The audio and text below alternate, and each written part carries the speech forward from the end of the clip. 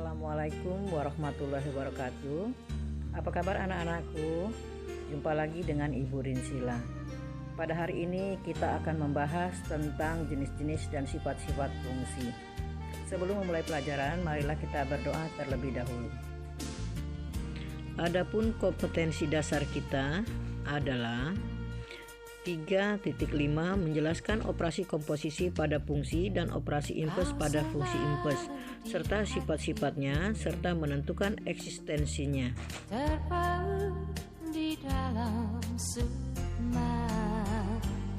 Titik 5 menyelesaikan masalah yang berkaitan dengan operasi komposisi dan operasi inverse suatu fungsi.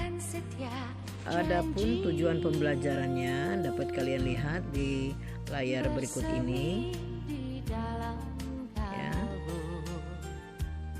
Oke. Kita mulai pembelajaran kita. Yang pertama yaitu tentang jenis-jenis fungsi.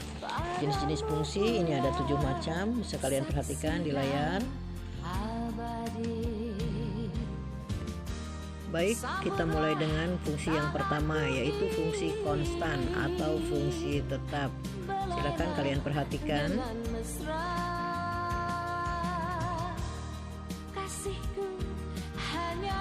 Nah, kita lihat contohnya ya. Contoh soalnya. Dan ini adalah grafiknya. Kau selalu di hatiku. Selanjutnya yang kedua yaitu fungsi linear. Apa yang dimaksud dengan fungsi linear? Oke, kita perhatikan dengan contoh soalnya dan grafiknya. Ini adalah contoh dari 2x plus 3. Grafiknya berupa garis lurus. Berikutnya yang ketiga adalah fungsi kuadrat. Bentuk umumnya adalah ax kuadrat ditambah bx ditambah c. Kalian perhatikan contohnya. Jika diketahui fx sama dengan x kuadrat ditambah 2x dikurang 3. Gambarkan grafiknya. Nah, ini adalah penyelesaiannya berupa grafik dari fungsi kuadrat.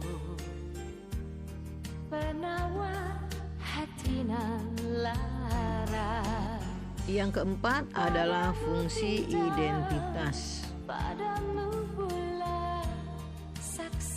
Fungsi identitas grafiknya berupa garis lurus yang melalui titik asal dan semua titik absis maupun ordinatnya sama.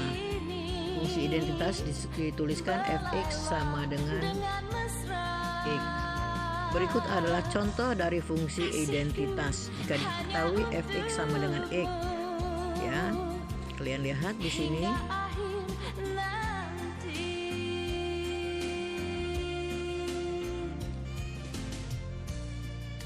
Dan ini adalah grafiknya.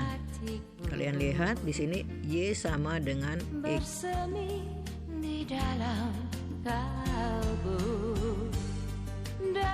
Yang kelima adalah fungsi tangga. Apabila grafik fx berbentuk interval-interval yang sejajar. Jadi kita lihat dia bertingkat ya. Perhatikan contoh berikut. Baik. Dan ini adalah ya, jika min 1 fx sama dengan min 1 jika x lebih kecil dari min 1 itu ya. Nah. Dan ini adalah grafiknya. Selanjutnya yang keenam adalah fungsi modulus. Fungsi modulus ini kita sebut juga dengan mutlak ya. Ini setelah kita pelajari sebelumnya, yaitu tentang nilai mutlak. Ini grafiknya. Yang ketujuh atau terakhir yaitu fungsi ganjil dan fungsi genap.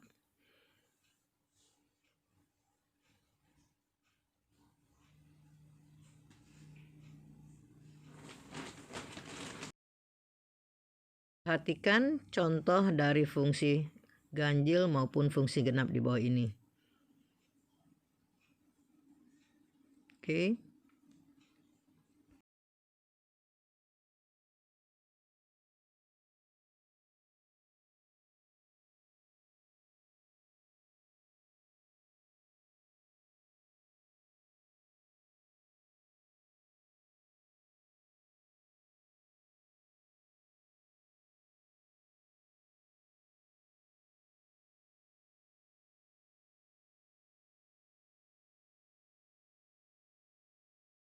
Kita lanjutkan dengan sifat-sifat fungsi. Jadi sifat-sifat fungsi ada 3, yaitu fungsi injektif, fungsi surjektif, dan fungsi bijektif.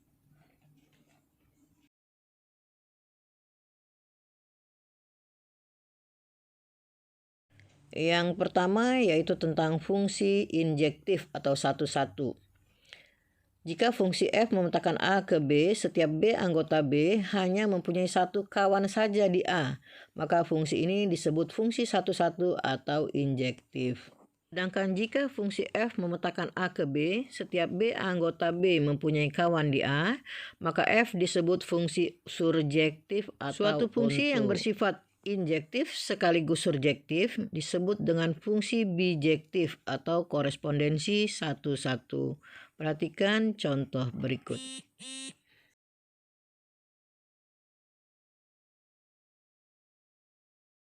Demikianlah materi kita pada hari ini. Semoga kalian bisa memahaminya. Jika masih ada hal-hal yang belum kalian pahami, dapat kita diskusikan di grup kita.